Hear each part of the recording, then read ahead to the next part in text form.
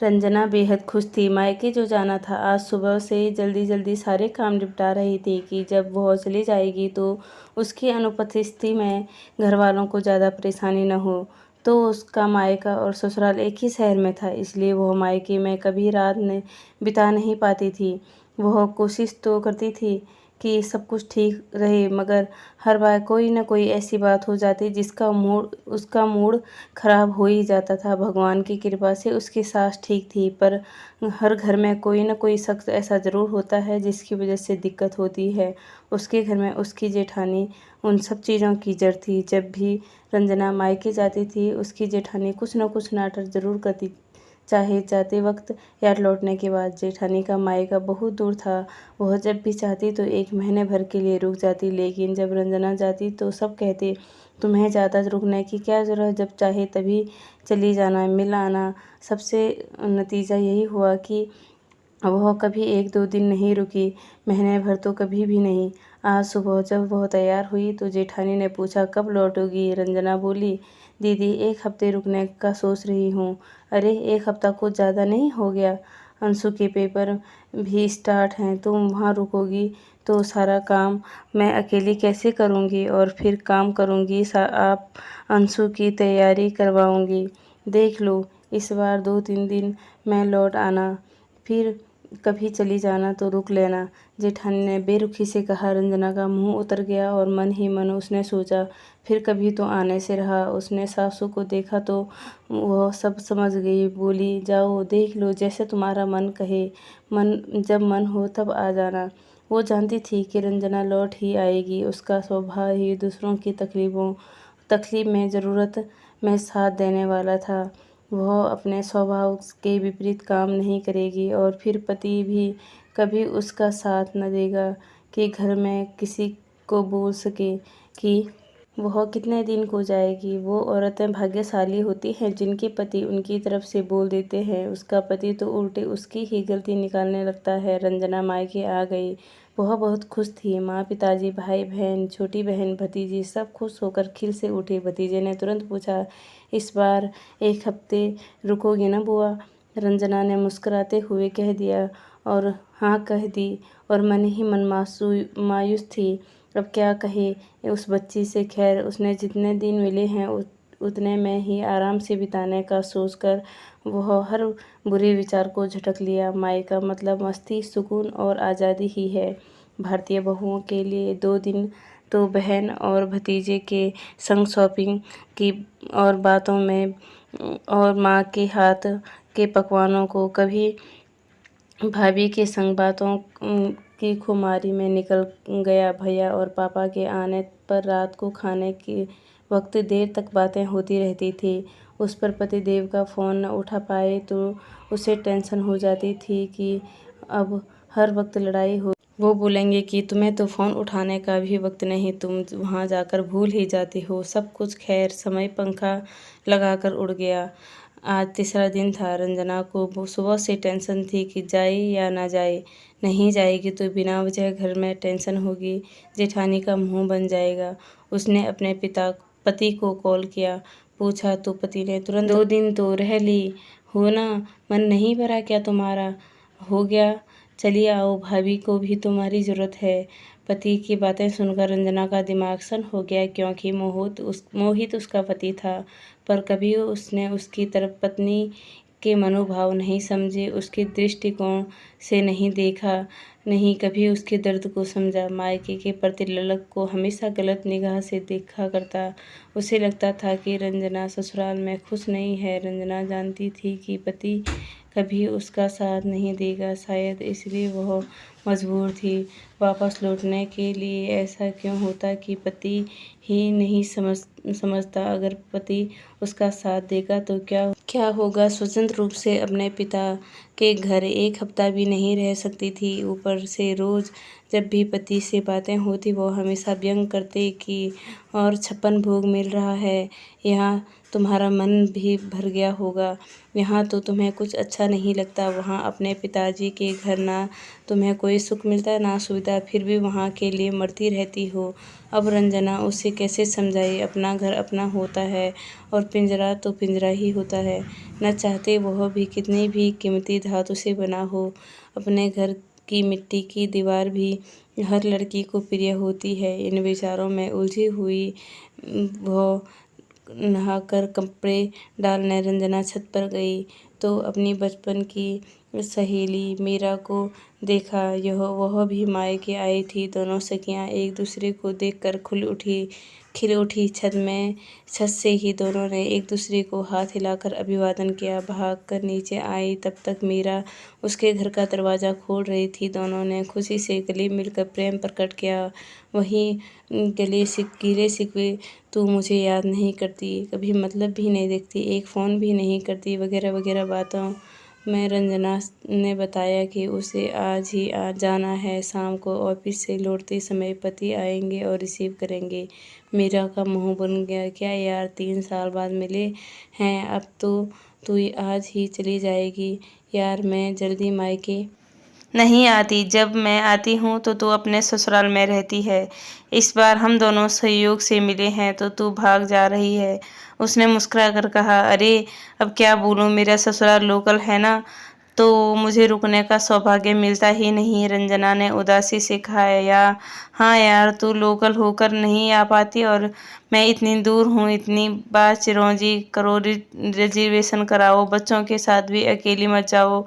कभी किसी को छुट्टी नहीं मिलती तो कभी किसी खास मेहमान का आना हो जाता है।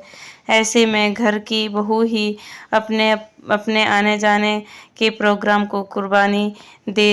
यह मेरे ससुराल की रीत है। और ऐन वक्त पर कोई काम निकलना या वगैरह वगैरह बहुत सारे नाटक हैं। मीरा ने कहा, तेरे ही नहीं मेरे भी ससुराल की यही कहानी है, पर क्या किया जाए बताओ भला। अरे तूने जूली याद है? वही जूली जो पतली सी पिछली सीट पर बैठा करती थी क्लास में, जो हर बात में डरती थी। चैप्टर याद करने सुनाने तक वह कल मुझे मिली मार्केट में। क्या बदल गई है यार, वह शेरनी हो गई है। एकदम जींस टॉप पहने, करीने से बाल कटाए स्मार्ट लग रही है। और एक हम हैं, बहन जी बन गए हैं ससुराल में। ना पहनो ना ये करो, सब की खुशी के चक्कर में हम सब अपनी खुशियाँ की बलि चढ़ा दी। कल मिली थी, वो मुझे देखते ही टोक दिया कि मीरा कैसी हो गई है तू? यहाँ हमारी स्मार्ट मीरा थी और आज 5 गज की साड़ी लपेटे तू लग भी नहीं रही है कि तू वही मीरा है। अच्छा और क्या बोलेगी? रंजना ने उत्सुक होकर पूछने लगे कि कब आती है मायके? मैंने कहा बहुत कम। उसने कहा कि आंटी अंकल को ससुराल बुला लिया करो, उनका जी भी बहल जाया करेगा। तो मैंने कहा, कहाँ किसी को बुलाऊं? मायके में कोई आए तो सबका मुंह बनने लगता है। ससुराल में अगर एक से दूसरे दिन रुक जाए कोई तो सांप लौट जाते हैं सबके दिल पर। मैं तो जल्दी किसी को बुलाती नहीं। तो उसने कहा, यह क्या बात हुई? क्या वह हमारा घर नहीं है? वहाँ तुम्हारे घर वाले आकर रुक नहीं सकते? मैं तो ससुराल में बिंदास रहती हूँ, किसी की परवाह नहीं करती। जिसको जो बोलना है बोले, मुझे जो पसंद है वही करती हूँ। यह मत पहनो, वह मत पहनो, यहाँ मत जाओ, वहाँ मत जाओ, बोलो मत, हंसो मत। अरे यार, हम कठपुतलियाँ हैं क्या कि सब कुछ इनकी डोर बड़ी उंगलियों के हिसाब से करें? मैंने पूछा, जूही तुझे किसी से डर नहीं लगता कि लोग क्या कहेंगे, पति क्या बोलेगा? उसने कहा, लोगों की परवाह कब तक खुश नहीं किया जा सकता है। बात पति की है तो अगर समझते हैं तुम्हारी खुशी भी तो नहीं तो उससे भी ज़्यादा उम्मीद मत करो। पति हमेशा पत्नी को दबा कर रखे और फुल टाइम नौकरानी के लिए जैसे ट्रीट करते, मेरे भी करते थे। पर जिस दिन मुझे लगा अब ज़्यादा हो रहा है, मैं विद्रोह कर बैठी। गर्दन उतनी ही दबाओ जितने दम न घुटे। सांसें रुक गई तो जीवन ही खत्म। इसलिए खुद को पहले महत्व दो। और सच कहूँ तो रंजना, मुझे भी जूही की बात सही लगी कि हम खुद को भूल ही गए। हमें इन बंधनों से बाहर निकलना ही होगा। रंजना गौर से मीरा के मुंह से जूही की बातें सुन रही थी। उससे आश्चर्य था कि यह सहमी सहमी सी लड़की इतनी तेज कैसे हो गई। उसे लगा कि मैं ही पागल हूँ, कभी खुद की खुशी को महत्व नहीं देती हूँ। बहुत कुछ चलने लगा उसके मन में। उसके अंदर खोलते पानी में उड़ते बुलबुलों की तरह मन में विचारों के बुलबुले उठने लगे। मीरा ने कहा, अब क्या सोच रही हो यार? चाहोगी घर आज ही या फिर मना कर दोगी? पति को आज शाम आने से देखती हूँ, कहकर रंजना सोच में पड़ गई। क्या करूँ? मीरा ने उससे विदा ली और रंजना को नए मंथन में उलझा दिया। दिन भर रंजना कमरे में लेटी रही। अब शाम हो गई, पति के आने का वक्त रहा। माँ पकोड़े की तैयारी कर रही थी और भतीजी उससे चिपक के सो चुकी थी। तभी डोरबेल बजी। शायद पति ही थे जो ऑफिस से सीधा उसको लेने आए थे। और रंजना के मन में उठ रहे उलझनों का चक्रमंडल बन चुका था। उसके मन का गुबार अब हलक में आ चुका था, जो शायद कभी भी फूट सकता था, पर हिम्मत नहीं पड़ रही थी। उसकी के पीछे 2 सालों से जो करती आई थी, वह इधर नया रूप कैसे ले? रंजना कमरे में बैठी अपने आप से लड़ रही थी कि वह क्या क्या थी और क्या बन गई। मोहित भी आ चुके थे। काश मैं पहले ही उनको फ़ोन कर देती और मना कर देती। अब क्या करूं? अगर मना किया तो वह नाराज़ हो जाएंगे और सोचेंगी कि मायके में मेरे किसी ने कान भर दिए। एक तो वैसे ही मोहित मायके के प्रति उदासीन थे, उसके दिमाग में आ गई और तो और खिलाफ ही हो जाएंगे। जाने क्या क्या सोचती रहेगी। तभी भतीजी ने आकर कहा, बुआ बुआ, फूफा जी आ गए। हाँ बेटा, तुम चलो बैठो, कहकर रंजना शून्य दिमाग लेकर जैसी थी वैसी हालत में बैठक में चली गई और मोहित को देखकर शांत पड़ गई। मोहित पानी पी रहा था। उसे यूं ही देखा तो थोड़ा क्रोध में आ गया। ये क्या रंजना, तुम अभी तक घर के कपड़ों में हो, नहीं चलना क्या? मोहित के दिमाग में कहीं से नहीं आया था कि उसे नहीं चलना और वह मना कर देगी। अब मैं आया हूँ तो झक मार कर उसे साथ चलना ही पड़ेगा, क्योंकि अब तक यही होता आया था। किंतु इस बार शायद मंथन मन पर भारी हो गया था और उबलते पानी में जैसे ढक्कन को हटा देने की ताकत होती है, उसी तरीके से मन के गुबार को अब होठों से शब्द निकलने का साहस बटोर लिया है। मोहित ने धीरे से कहा, यह क्या है? तुम तैयार नहीं हो? चलना नहीं है? हाँ हाँ, नहीं चलना है। तबीयत खराब सी लग रही है तो तबीयत ठीक हो जाएगी। वहाँ क्या जेल में रहोगी? जेल से कम तो नहीं है। काम करने का मन नहीं होता तो भी करना पड़ेगा ना। और मेरी हालत ऐसी नहीं, आप तो कुछ समझते नहीं। छोड़िए, आज मैं नहीं जाऊंगी। क्या कह रही हो रंजना? रंजना, सोच समझ लो। अगर आज तुम नहीं चली तो मैं तुम्हें लेने नहीं आऊँगा और तुम खुद आओगी। माँ पकोड़ों की प्लेट लेकर आती दरवाजे पर ठिठक खड़ी हो गई।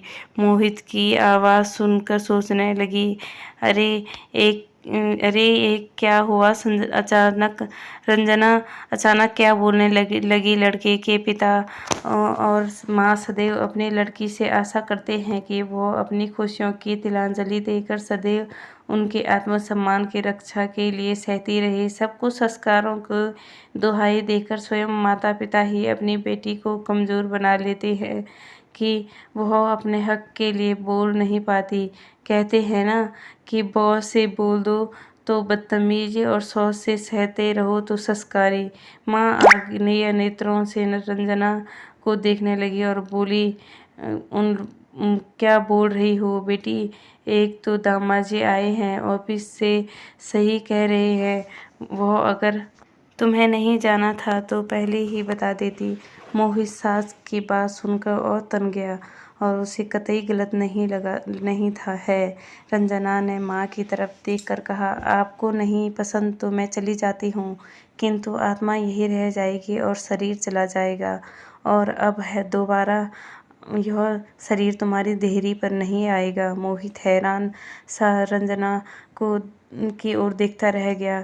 इसे क्या हो गया, मन ही मन सोचता रहा। रंजना तेजी से गई, कमरे में अपने सामान को रखने लगी और बिना माँ से मिले, बिना किसी की ओर देखे यूं ही अनकही आकर मोहित के पास खड़ी हो गई। मोहित ने हाथ जोड़कर माँ से विदा ली और माँ स्तंभ से रचना को देखती रह गई। रास्ते पर रचना ने मोहित से बात ना की, घर आ गई। रात भर आँखों में गुजार दी।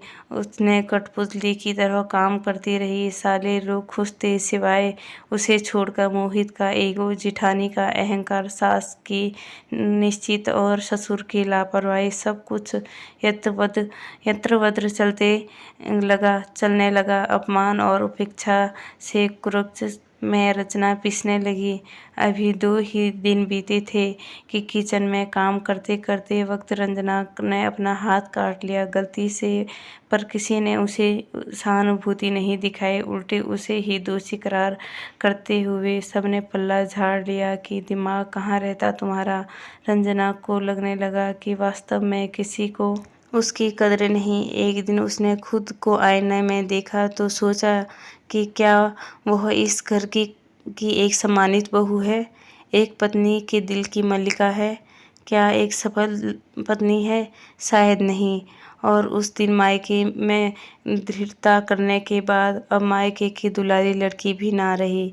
घर में माता पिता, सास ससुर, पति के दिल की रानी और किसी की निगाह में वह अब योग्य नहीं थी। वह विक्षिप्त सी, कमज़ोर, बदतमीज और बेकार थी। उस दिन उसने प्रण किया कि वह अब कठपुतली नहीं बनेगी।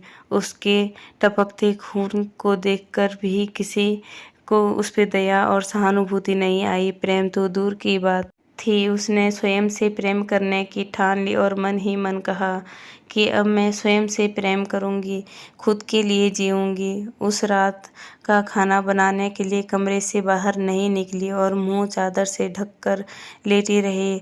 उसके इस व्यवहार ने सबसे पहली प्रतिक्रिया जेठानी ने दी। उसने बर्तन पटकने और हाय हाय करके खाना बनाने की पुरानी हरकतें प्रारंभ हो गई। पर रचना परेशान नहीं थी। अब उसने मन में कुछ सुकून था। कुछ ही देर बाद सास उसके कमरे में आई और कहा, क्या बात है, तू कुछ परेशान लग रही है, तबीयत तो ठीक है ना? रंजना ने 2 टूक जुबान दिया, नहीं, काम करने का मन नहीं है, उंगली में चोट लगी है तो दर्द हो रहा है। मैं भी इंसान हूँ, मुझे भी दर्द होता है। सास समझ गई कि आज रंजना का दिमाग ठीक नहीं है, अभी कुछ बोलने पर बात बिगड़ सकती है। कल सुबह उससे बात करूँगी। रात बीत गई। मोहित ने रात में एक भी बार रंजना से कुछ नहीं पूछा था। सासू माँ ने सुबह रंजना से उम्मीद की थी किंतु रंजना तो बिल्कुल तैयार होकर कमरे से बाहर निकली और बोली, माँ जी मैं शाम को लौट आऊँगी। पर बहू तू कहाँ जा रही है? कहीं काम से जा रही हूँ, कहकर रंजना निकल गई। घर में सब रंजना की इन हरकतों पर आश्चर्यचकित थे कि आखिर इसको हो क्या गया। मोहित तो उतना ही नहीं समझ पा रहा था, पर सास रंजना की मन स्थिति समझ रही थी। शाम को रंजना नहीं लौटी। सब परेशान होने लगे। उसको फ़ोन किया जाने लगा और मायके भी किया गया, कहीं न मिली रंजना, न ही उसने फ़ोन उठाया। 8 बजे रात को खुद ही लौट आई और उसने किसी से कोई बात नहीं की। जेठानी ने कुछ बोलना चाहा तो सास ने इशारे से मना कर दिया। उस रात मोहित उसे पहली बार कहाँ से खाना खा लो, बस रंजना ने कहा कि मैं खाना खाकर आई हूँ और कुछ न बोलकर करवट लेकर सो गई। मोहित ने उसके कंधे पर हाथ रखा तो रंजना ने कहा कि परेशान मत करो मुझे। रोहित भी उसके इस रवैये से कहीं न कहीं परेशान हो चुका था। वो दूसरे दिन ही रंजना सुबह 9 बजे घर से तैयार होकर निकलने के लिए चली तो जेठानी ने पीछे से टोका, अरे कहाँ चल दी, चलो नाश्ता बनाना है, बच्चों का भी उन्हें स्कूल के लिए देर हो रही है। रंजना ने पलटकर उन्हें देखा और कहा, तो मैं क्या करूं, आपके बच्चे हैं, आप नाश्ता बनाइए, मैं आपकी नौकरानी नहीं। जेठानी खड़ी उसे देखती रह गई। जिस रंजना को पिछले 2 साल से इशारों पर नचा रही थी, आज उस गाय ने उसे सींग दिखा दिए थे। मोहित तैयार होकर निकला तो रंजना जा चुकी थी। मोहित ने हैरान होकर माँ से कहा कि रंजना को हो क्या गया माँ, कोई बात है जिसकी वजह से इतनी ज़्यादा डिस्टर्ब है, कोई झगड़ा हुआ था क्या तुम दोनों के बीच? नहीं माँ, उस दिन उसके घर में हुआ था कि शायद वह इतनी जल्दी वापस नहीं आना चाहती थी, किंतु उसकी माँ ने ज़बरदस्ती उसे यहाँ भेजा था, यह कहकर कि वही तुम्हारा घर है। फिर पता नहीं क्या उसे यहाँ पर ऐसी हरकतें करने में मज़ा आ रहा है। बहुत बदतमीज़ हो गई ना, न जाने सबको क्या क्या बोल रही है। कल मुझे भी बोला, आज भाभी को, कल तुम्हें बोलेगी। कुछ न कुछ इंतज़ाम करना ही पड़ेगा। क्या इंतज़ाम करोगे बेटा? जहाँ तक मैं समझ रही हूँ परेशान है रंजना बहुत ज़्यादा, किसी बात को लेकर दिल ही दिल जल रही है, पर बोल नहीं रही है। तुम उसके पति हो, अगर तुम ही नहीं समझोगे तो कौन समझेगा उसे? कभी प्रेम से आज तक तुमने उससे बात नहीं की, तुम दोनों के बीच की बात है, किंतु आज मैं बोल रही हूँ। यह तुम्हारा बड़ा भाई, यार तुम्हारे पिताजी मुझसे और तुम्हारी भाभी से ऐसे ही बात करते तो क्या हम दोनों के लिए जीवन सहिष्णुता नहीं? एक लड़की पति के भरोसे ससुराल आती है और पति के व्यवहार से, प्रेम से उस जीवन की सारी कठिनाइयों को हंसते हंसते पार कर जाती है। मोहित बिना नाश्ता किए ही निकल गया, सब कुछ सोचते हुए।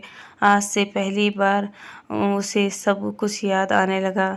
जब रंजना उसे बार बार फ़ोन करती थी और पूछती थी कि कब आएंगे आप, और मैं झिझक कर फ़ोन रख देता था। जब वह मायके जाने के लिए पूछती तो मोहित हमेशा उसे डांट कर कहता, क्या हर समय वहाँ जाने की रट लगा रखी है? जाओ जल्दी से चली जाओ, फिर मत आना कभी। उसे कहीं घुमाने के लिए भी नहीं ले जाता था, ना ही उसके पसंद की चीज़ें कभी लाता। अगर वह दिन भर के काम के बाद थक जाती तो कहता, अरे कितना काम करती हो तुम, दिन भर काम का ताना देती हो। क्या घर में सारे लोग बैठे रहते हैं कि तुम अकेले घर में काम करती रहती हो? हर वक्त कहती हो काम करके थक गई। अरे मत करा करो। अगर इस चीज़ का बहाना बनाना है तो रंजना मौन हो जाती और उसके मौन को सहमति मान लेता। तभी कभी उसकी इच्छाओं के विषय में नहीं सोचा, उसने सिर्फ अपने फ़र्ज़ पूरे करवाए।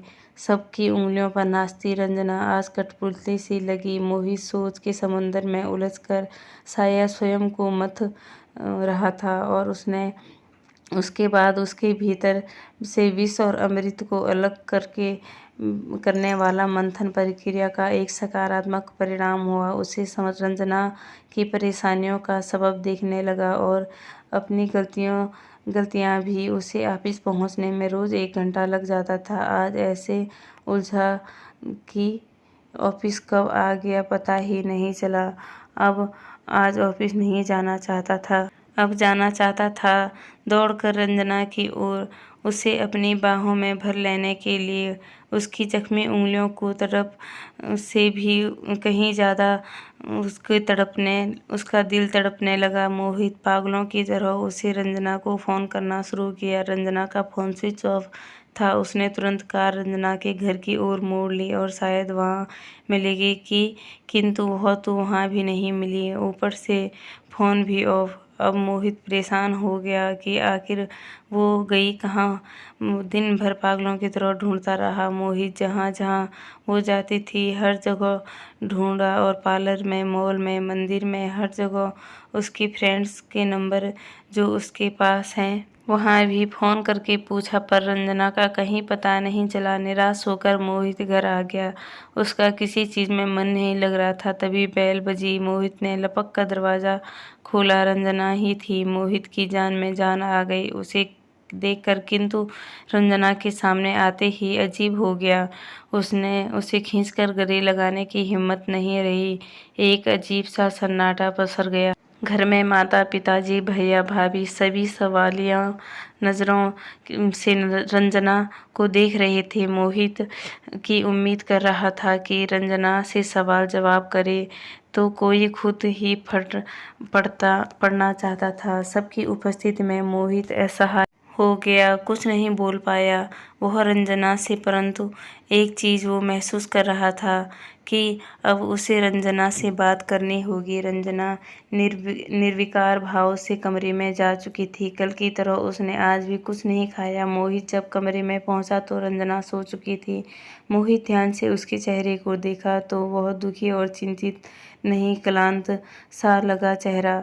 मोहित का मन किया कि प्यार से उसके बालों को सहलाए, पर ऐसा करने के वह जाग जाती और चाहता तो था रंजना को जाग कर बात करे, पर उसने सोचा 3 कमरों के फ्लैट में थोड़ी सी बात हुई तो आवाज़ दूसरे के कमरे में जाएगी।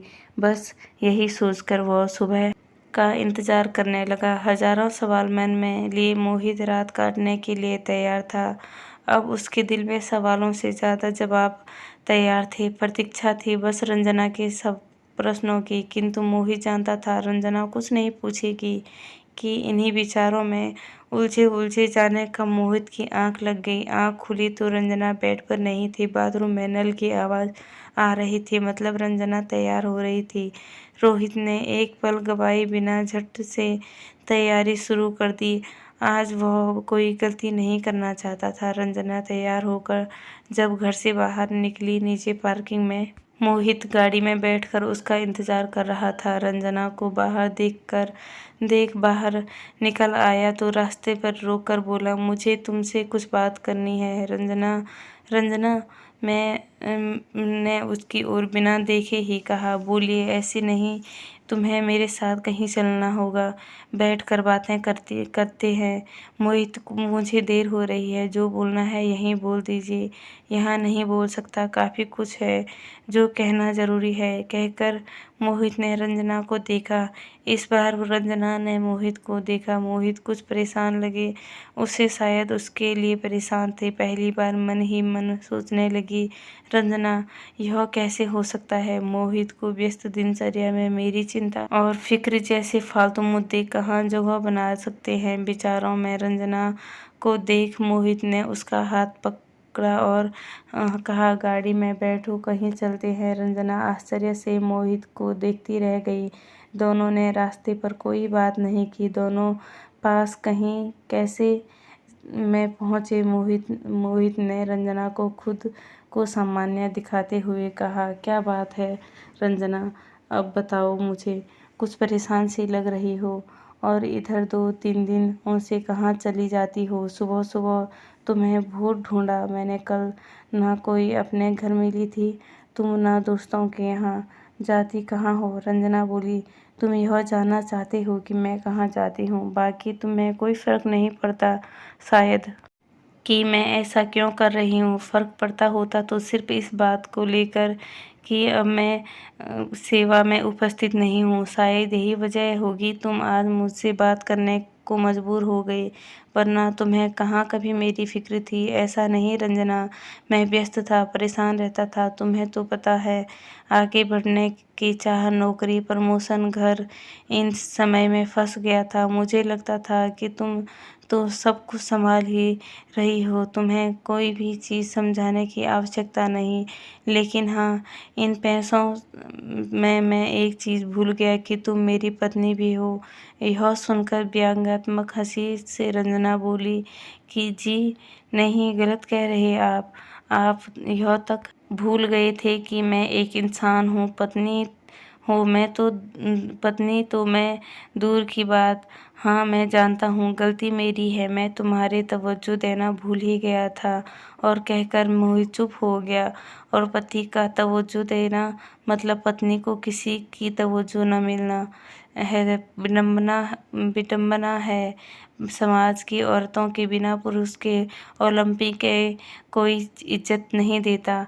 सही कह रही हूँ रंजना ने आंखों में आंसू भरकर कहा। मोहित ने रंजना के हाथों को अपने हाथों में थाम कर कहा, रंजना, गलती हो गई, मुझसे माफ़ कर दो, सब कुछ भूल कर, क्योंकि अगर अभी हम इस बातों को हिसाब करने बैठेंगे तो हमारे जीवन के कुछ महत्वपूर्ण पर उन्हीं पुरानी करवाहट का हिसाब करने में निकल जाएंगे। इसलिए हो सके तो मेरी सारी गलतियों को माफ़ कर दो, पहले जैसी हो जाओ। बिल्कुल नहीं, कहकर रंजना ने अपना हाथ मोहित के हाथों से पकड़ से छुड़ा लिए। अब मैं अगर पहले जैसी हो गई तो क्या मतलब निकला मेरे संकल्पों का? जानना चाहते हो आप कहाँ जाती थी?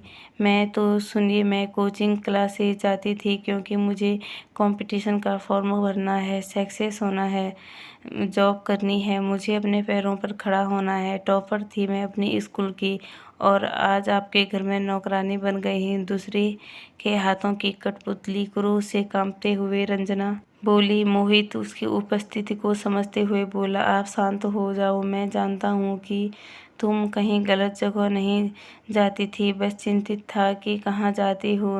ना दोस्तों के, ना घर, ना मार्केट, अपने मायके भी नहीं जाती थी।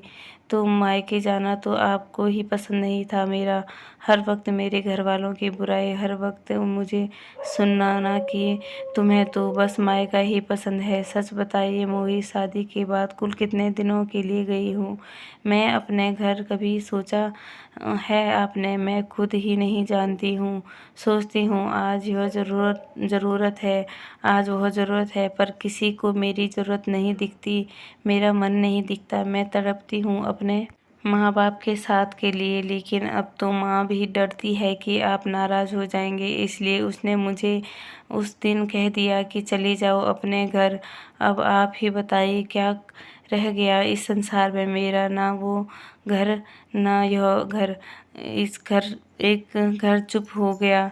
रंजना, बस एक मौका दे दो मुझे, मैं वादा करता हूँ कि तुम जो चाहती हो वो मैं करूँगा। बहुत दिनों बाद अपने आप से मिला हूँ मैं, अब अपने आप को तुम्हारे बिना बहुत अधूरा अधूरा महसूस कर रहा हूँ। माफ़ कर दो, मुझे यही कहूँगा। मुझे बोलना नहीं आता, जताना नहीं आता, सिर्फ अब महसूस करोगे तुम मेरी बातों से।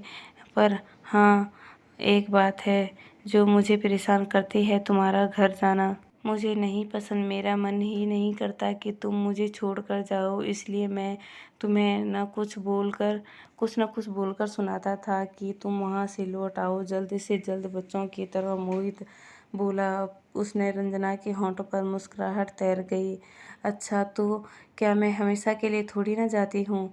मैं तो लौट आने वाली ही होती हूँ। मैं मानता हूँ कि गलत हूँ, मेरा तरीका गलत हो सकता है आपका तरीका गलत है। अगर आपने कभी कहा होता कि मैं तुम्हारे बिना नहीं रह सकता, रंजना को क्या मतलब भी वहाँ जाने की जिद करती? मैं नहीं कह सकता हूँ, क्योंकि वह तुम्हारा घर है और तुम्हारे मम्मी पापा, भाई भाभी, बहन सब तुम्हारी प्रतीक्षा करते हैं, प्रेम करते हैं तुमसे। ऐसे में मैं इतना स्वार्थी कैसे हो सकता हूँ कि तुम्हें कभी वहाँ जाने न दूँ? बस यही लगता है तुम्हें ले जाओ, फिर साथ ही ले आता हूँ। अच्छे नहीं हो सकते पर कठोर तो हो सकते हैं। पत्नी को सुना सकते हैं, व्यंग कर सकते हैं, पर प्रेम नहीं दिखा सकते। छोटे हो जाओगे प्रेम दिखाकर? नहीं, छोटा नहीं हो जाऊंगा। चलो ठीक है, आज शादी कर कर कहता हूँ तुमसे ही कि बस सब कुछ ठीक है। तुम जो चाहो करो, करियर बनाओ, जॉब करो, काम मत करो, सबकी उंगलियों पर नाचने वाली कठपुतली मत बनो। मेरे घर की, यानी कि अपने घर की महारानी बन सब कुछ करो, पर संजना मायके मत जाओ। उसकी यह बात सुनकर संजना खिलखिलाकर हंस पड़ी और मोहित की रोनी सूरत देखकर बोली, अच्छा चलिए ना, साथ में चाय पीते हैं, घर चल लेंगे हम, हमारे नहीं तुम्हारे घर, क्योंकि तुम्हारी मम्मी के हाथ की बनी हुई चाय का स्वाद तुम्हारे हाथ में कहाँ। और हाँ, इस बार पूरे 1 महीने रहोगी तुम मम्मी के साथ और मैं रोज़ शाम को चाय वहीं पीऊँगा। रंजना ने खुशी और आश्चर्य से मोहित की ओर देखा और कहा कि आप रह लोगे मेरे बिना?